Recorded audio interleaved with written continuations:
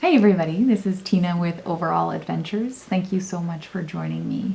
I'm at kind of a unique place. I know I just filmed my kind of current journal setup and well, I'm almost done with it. So I thought it would be a really cool opportunity today to talk about how I transition from an older journal into a new one and how I kind of make that process work for me. Again, this works for me after, I don't know, many years of journaling, so I thought I would share kind of my process. It's not much, but I hope you enjoy it. I'll show you.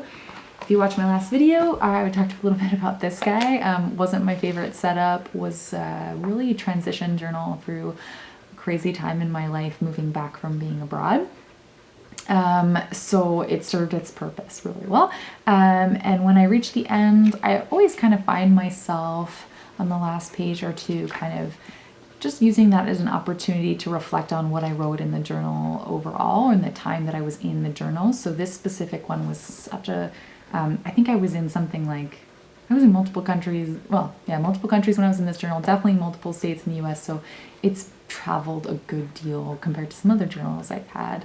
So I always try to take the last page or two to really just kind of reflect on what happened in this specific book itself. I always find myself kind of giving back some kind of gratitude and trying to end on a positive note.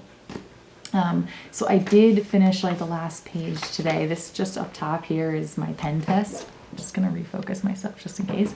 Yeah, this is my pen test up top. And yeah, so I had already previously numbered all of these pages. So probably what I'm gonna do, even though I just wanna jump into a new journal, probably what I'm gonna do before I say goodbye to this one is make sure that I put the dates in the front. So June 16th to August 2021. And then make sure I have date. I might even put, just because this book was such a transitional book, I might even put like all the different states in the US and countries that I've been in while actually writing in this journal in front, just because I think that'd be kind of cool.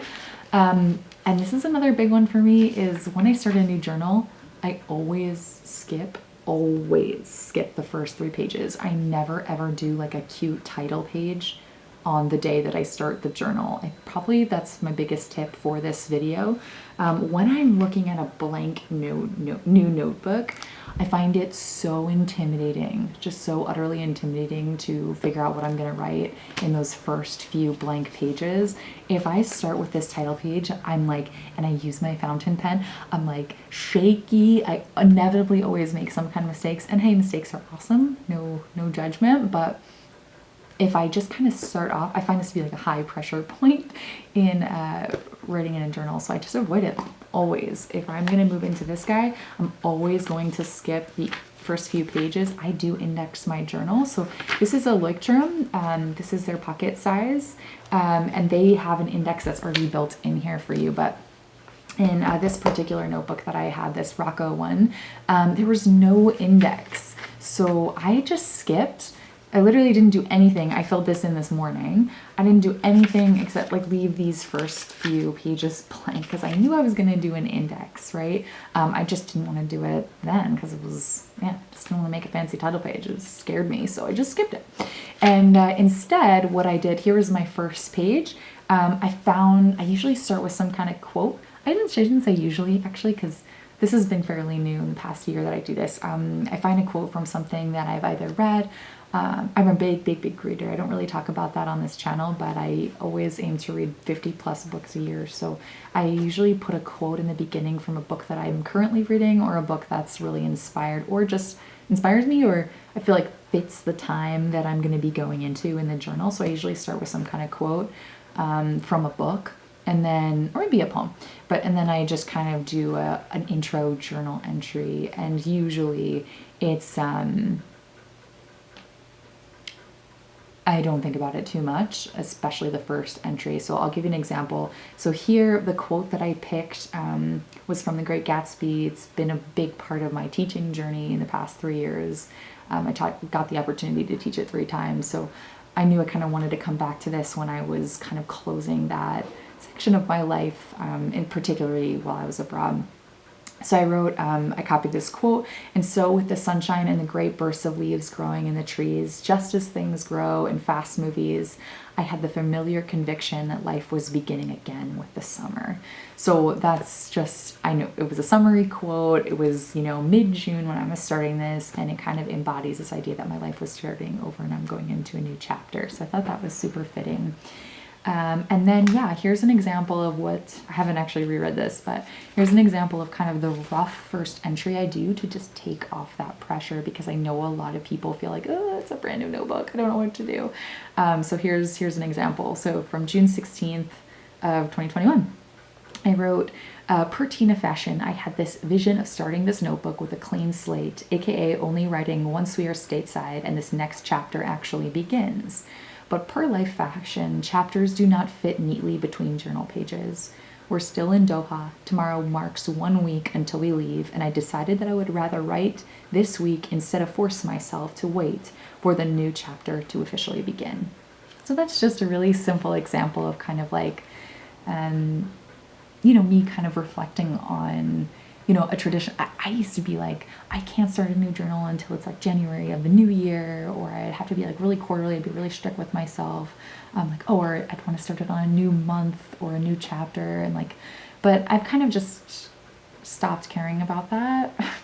I don't have a more complex answer than that. I just stopped forcing myself to try to stop caring and instead just using the journal for how I need it and when I need it, because I definitely need it to document and write. So this guy's done. So what I'm going to do now, before I jump into the new journal, even though I don't want to do it, is I'm going to go back through this.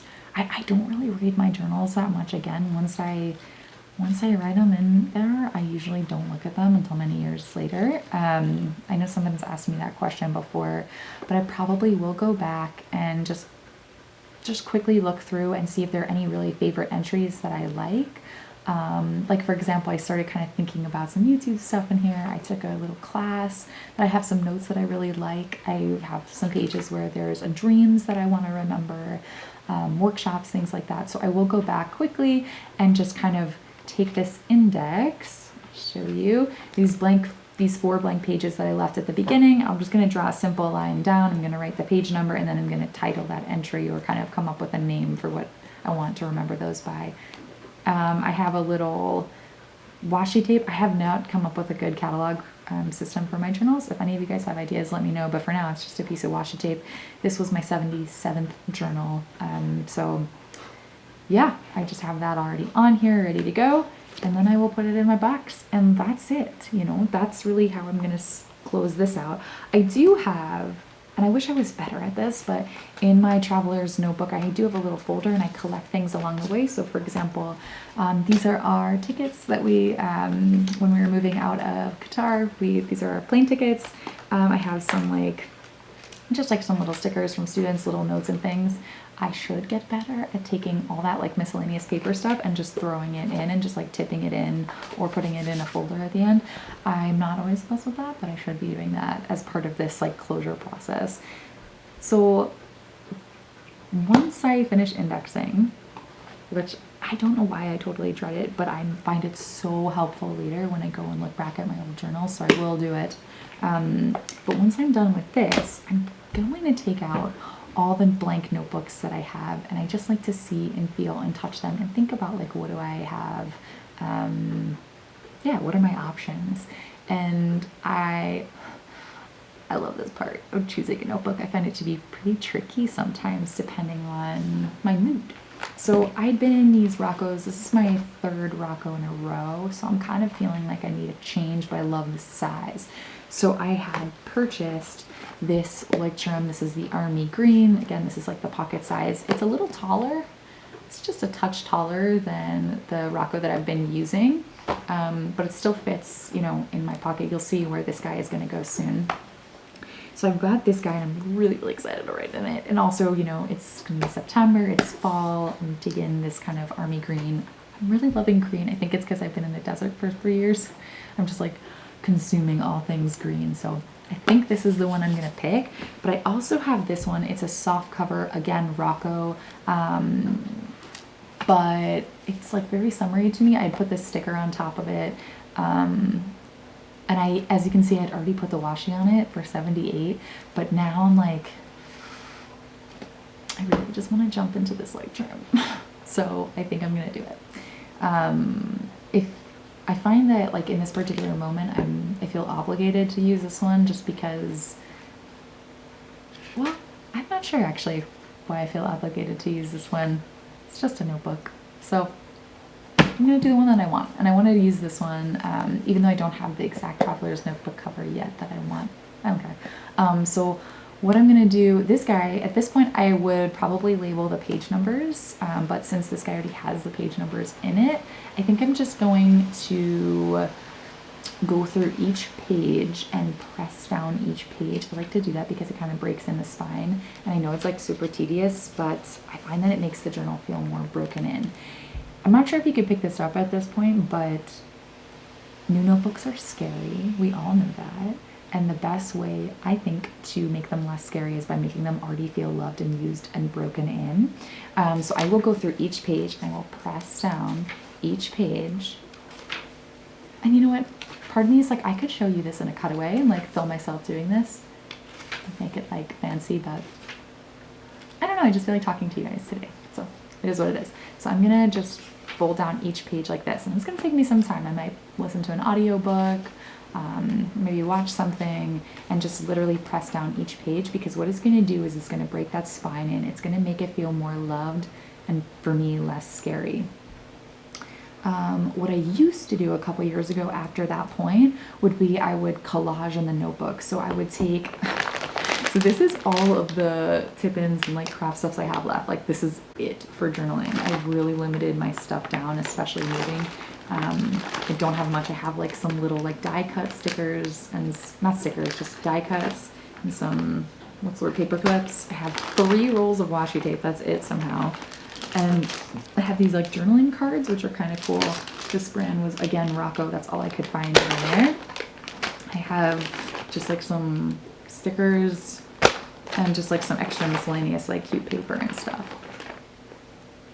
I don't feel like using this at all, but I used to. I used to, at this point, would go through my journal and just kind of get into a good zone and collage as much as I can and make this journal already feel full. So on like every 2 or 3 pages, I would put like a die cut or a sticker or a piece of washi tape just to make it feel fuller, and it would give me something to look forward to work through the notebook. I think that's a super good strategy if you're new to journaling. But I'm not really in the mood for stickers. I don't know. Lately, I just find them to be like super busy. The only stickers that I like that I will consider, I'm just like really into these nature stickers.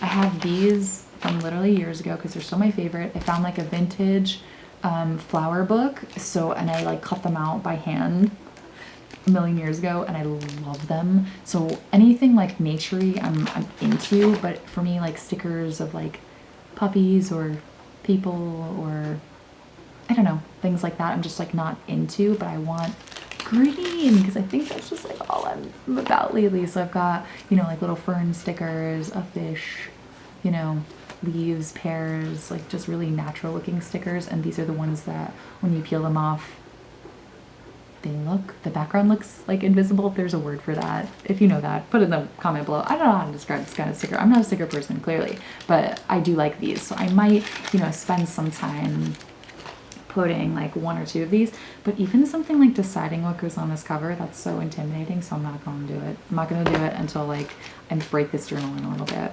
So again, first step, I would press down all the pages. If you want, I would go in and collage. I am going to completely avoid this front page because I know I want to make it cute. I just don't know how I want to do it yet. So I'm just gonna be like, oh, whatever, I'll get back to it. I've got an index here. Again, I don't have anything to index yet, so I'm just gonna skip it. Now I get to the first blank page. The first blank page. What do you do? What do I do? I don't know.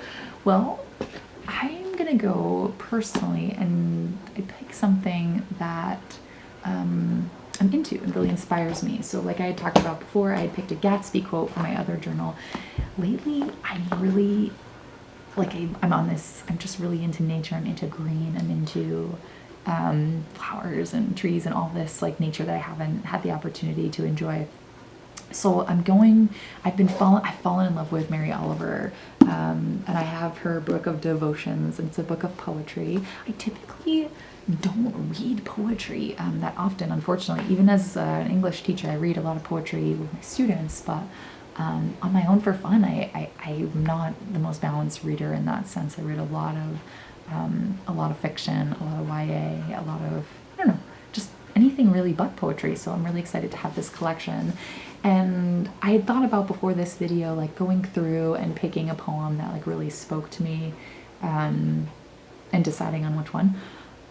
But sometimes that feels too stuffy, and like then I would get in my head about it. So another thing I like to do is just, if I know that there's a book I really, really like, or something that inspires me, I'm gonna go with just like this intuitive, open-minded approach. And I'm just gonna go like, I'm just gonna flip through a couple times, and I'm gonna randomly open to a page. And I bet you, because Mary Oliver is awesome, I bet you there's something that's going to be on this page. It's going to be beautiful and fitting and like totally appropriate. So let's see what happens. Oh, I opened to the title page, so let's try that again. I think there's like just a moment of excitement and interest when you just kind of make it random like this and you don't overthink it. So let's see. Okay. So I have two options. Okay. This one's called, this was my I looked at first. So this one's called Varanasi. Varanasi. So let's see if, I'm just going to read this quickly to myself and see if it fits. Early in the morning, we crossed the Ghat where the fires were still smoldering and gazed with our Western mind into the Ganges. A woman was standing in the river up to her waist. She was lifting handfuls of water and spilling it over her body slowly and many times, as if there came upon some moment of inner satisfaction between her own life and the river's. So I'm going to stop right there, right? I am about this image that Mary Oliver just painted, a woman in the river up to her waist, lifting water and kind of spilling it onto herself, and many times as if, you know, her own joy kind of merges with the life, and her life merges with the life of the river. That's kind of what I was just saying, actually, about like how I'm trying to reestablish my connection with nature. So that's cool. So I think I will continue reading this poem and see if there's anything else that fits, but I will probably, it's a long poem, so I don't think I'll be able to fit it on the first page, but I think I'm gonna, you know, write a section here, because this is awesome, what I just read. I love when that happens. So I think I'm gonna just take that section, and that's gonna be my first journal, like my first blank page that scared me. Now it's not so scary. Now it's kind of intriguing and like exciting. Like, ooh, like, is this journal going to somehow contain something, some new discovery or new adventure of me reconnecting with nature? So already I'm kind of like, ooh, peaked, like, universe, what are you trying to tell me, kind of thing. So, and for some of you this might be too like weird. That's okay. You gotta just figure out what works for you. And sometimes I think as journalers it's easy to overthink, and picking something totally random from a book that I know I'm gonna love, everything in here, just makes it kind of inspiring. It doesn't have to be like more of a, oh, letters from the universe kind of thing, but I think that's kind of interesting given what I just said to you guys. Then, one thing I am kind of like, I have to admit, I do like it when I use the same color ink throughout the entire journal. I do like it when I date the pages the same way. This particular journal is blank because I was hoping that I would get into a little bit more, like, I'm not even gonna say sketching, but capturing some of the things that I see in nature. So I wanted blank pages.